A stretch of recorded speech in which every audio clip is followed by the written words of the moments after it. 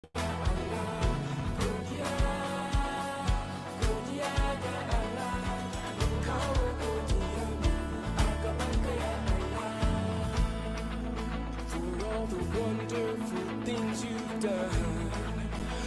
all the victories that you have won, as joy comes with the rising sun. Kutiaga Allah, for giving us your only son, for letting us to stand as one, for giving us hope until you come. Kutiaga Allah.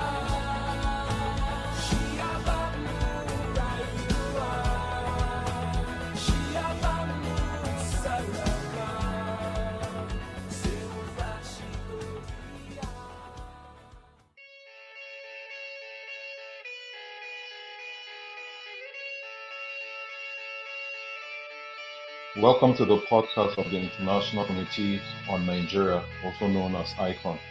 I'm your host, Teyei Pam. Since January, there has been over 3,000 deaths, and in the month of September alone, there has been over 150 deaths and nearly 200 kidnappings in Nigeria due to terrorism. These statistics are from our tracker that tracks and tells us what's happening in Nigeria. We all need to come together to stop this silent slaughter happening in Nigeria. This week, ICON's co-founder Stephen Enada is going to be joining me to discuss ICON's awareness campaign in Washington, D.C. And the future, what ICON is doing in the near future. Stephen Enada, you're welcome to the podcast today. Thank you, Teyei, once again. I'm glad to be with you. It's always a pleasure to have you here. So last week on the podcast, Kyle and AJ shared some clips about the awareness campaign that happened in Washington, D.C. with Watson, Gabbard, Wolf, and Stone Street. We'd like you to just give a little recap about that awareness campaign, and was ICON able to achieve what it set out to achieve with that awareness campaign in DC? Thank you, Teyei. The tragedy of not speaking out when there are atrocities is more damning than speaking out. So the outing last week was a great success because for the first time in a long time, International Committee on Nigeria was able to have a bipartisan meeting that agreed on the fact that killings in Nigeria must stop. So you can see that the Congresswoman, Tulsi Gabbard, just within few hours of our invitation to her, honored that invitation and spoke unequivocally to these issues in Nigeria, and she's championing it. And when you look at what Benjamin Watson, the NFL former tight end star, said, was to affirm our concern and call this year that Nigeria is really the epicenter of Boko Haram and ISIS conflagration, ISIS convergence to destroy that region. And then, Congressman Frank Wolf was there. And like what he has been saying, he reiterated again a call for the special envoy. And then John Stone Street, of Coaching Center also aligned with that. And you know what? Even from the office of Congressman Chris Smith of New Jersey, his staff, Tosi Piero, came also to speak to this issue. So it was a huge success. And like I've been calling every concerned citizen from Nigeria to Africa to Europe to the United States and to Asia, is that we keep on speaking on this. And once we speak on these issues, people will respond. So last week was a great success. That is amazing. Thank you so much for for this insight. I mean, like you said, it is important for us to talk about this challenge, and it's better than just keeping quiet and allowing things happen. I know that ICON is doing a lot in regards to stopping the violence in Nigeria, but again, would like you to just share with us, since you're co-founder, what ICON is doing to stop the violence in Nigeria. Well, Icon is doing many things. One, Icon is consistent by making sure it tracks every incidence of killing, atrocity, abduction in Nigeria every day, every week, every month, so that our global audience will be able to know and connect with those facts of inhuman treatments, of abduction, unnecessary killings as a result of these Boko Haram, other terrorist groups like Fulani militants. I'm aware and I know that ICON is doing a lot to stop the violence in Nigeria, but I want you to talk a little bit more about what ICON is doing to stop the violence in Nigeria. Thank you once again, Teyei.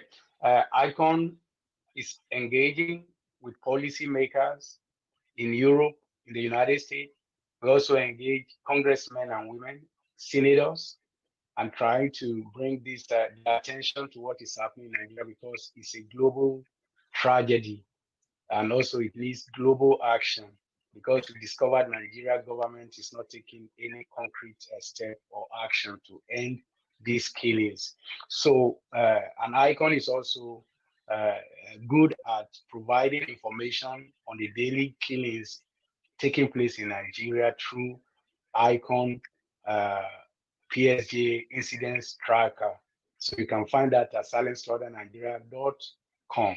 So we are making sure people hear victims' voices.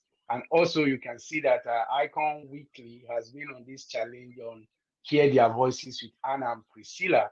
So one-on-one with Anna and Priscilla, and they have been bringing Nigeria victims to speak, especially women who are most victims of these killings and atrocities. So we are doing all of this, and also we are making sure people have access to our silent slaughter data, atrocity data on Nigeria.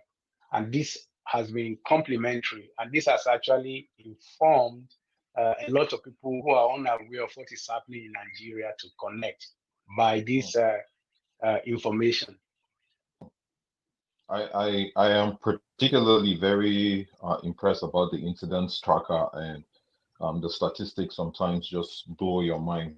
The way the statistics I read before the beginning of this podcast is from the incidents tracker, and it's an amazing tool that we use to track these incidents. So what is next for ICON, and how can our listeners and our supporters help? How can they be part of what's next for ICON? How can they help? Well, a single listening to our podcast like this one, and also to visit our website, and also to make comments, to engage with us, ask questions, and ask how they can contribute to this effort is highly welcome. And ICON is going to step up this game by making sure perpetrators are asked questions, and perpetrators are tried in competent courts of law in Nigeria, in the region of Africa, and in the ICC. So these are levels of operations, and ICON is working to make sure perpetrators will not be covered, but they'll be unveiled and they will be tried and prosecuted. Because with that, you see that that will serve as deterrent to anybody who's planning an act of terrorism against Nigeria state, or those who have profited from taking women into hostage and trade them, sexually traffic them across the Mediterranean. This must stop. So there is female slavery happening in this region. So we are upping our games, and we are going to pursue this. We are pursuing this, and we are going to expand on this in the coming days. Hmm.